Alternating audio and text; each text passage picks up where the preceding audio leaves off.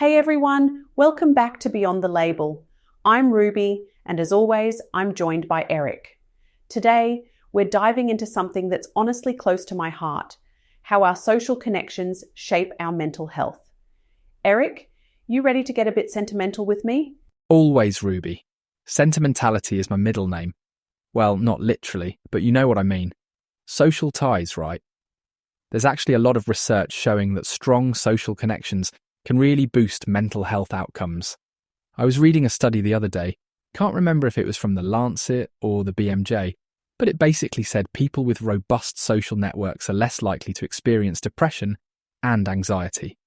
It's not just about having people around, it's about feeling supported, you know? Yeah, totally. And it's not just the big stuff either. Like even just having someone to text when you're having a rough day can make a difference. I remember during lockdown, that was a wild time. I hadn't seen my mates in months. We started doing these silly online trivia nights, and honestly, it was a lifesaver. I didn't realize how much I missed just laughing with people until we all hopped on Zoom and started arguing about which actor was in what movie. My mood just lifted, like instantly. It was such a simple thing, but it made me feel connected again. That's a great example. And it's not just anecdotal. There's evidence that social support helps people cope better with stress. Think about it. When you're going through something tough, having someone to talk to, or even just knowing someone's there, can make you more resilient. It's like a buffer against the worst of it. I think we've all seen that, especially in the last few years. Yeah, and it's funny because we talked about routines and support networks in our episode on well-being, right? It all ties together. Social connections aren't just nice to have, they're actually protective.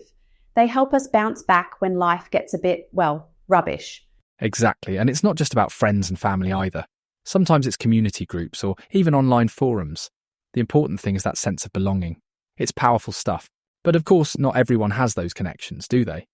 Social isolation is a real risk, especially for vulnerable groups like the elderly. I read this case about a care home. Can't remember the name, but it was somewhere in the Midlands. During the pandemic, they noticed residents were really struggling with loneliness.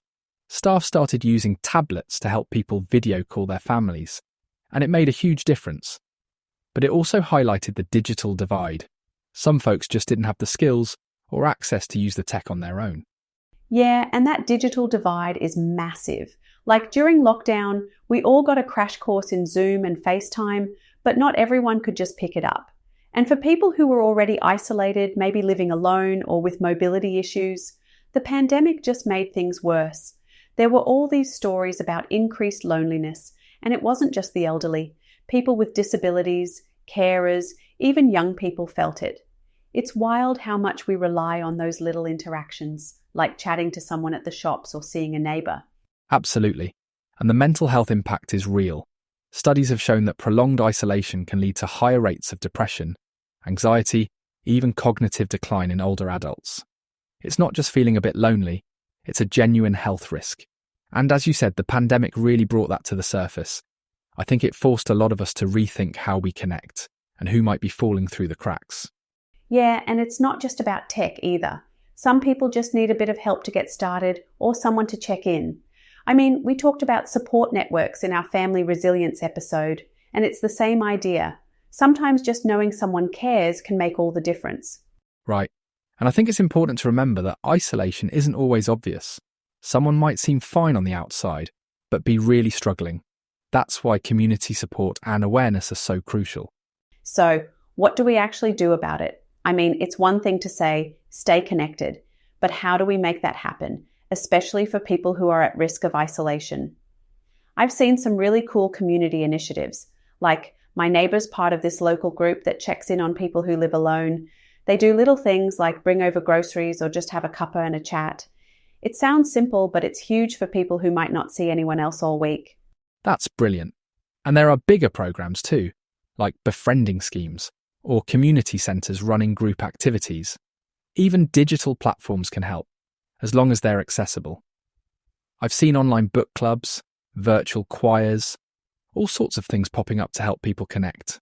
The key is making sure everyone can join in, not just those who are already confident with technology. Yeah, and it's about being proactive, isn't it? Like not waiting for someone to say they're lonely, but reaching out. Even just a text or a quick call can make someone's day. And for communities, it's about creating spaces, online or in person, where people feel welcome. We talked about this in our episode on inclusive classrooms too. It's the same principle. Everyone deserves to feel like they belong. Exactly, and I think individuals can do a lot too. If you notice someone's a bit withdrawn or you haven't heard from a friend in a while, just check in. It doesn't have to be a big gesture. Sometimes the smallest things have the biggest impact. And for those who are feeling isolated, it's okay to reach out for help. There are people and organisations out there who want to support you. Absolutely. And if you're listening and thinking, that's me, just know you're not alone. There are so many ways to build connection, even if it feels a bit awkward at first.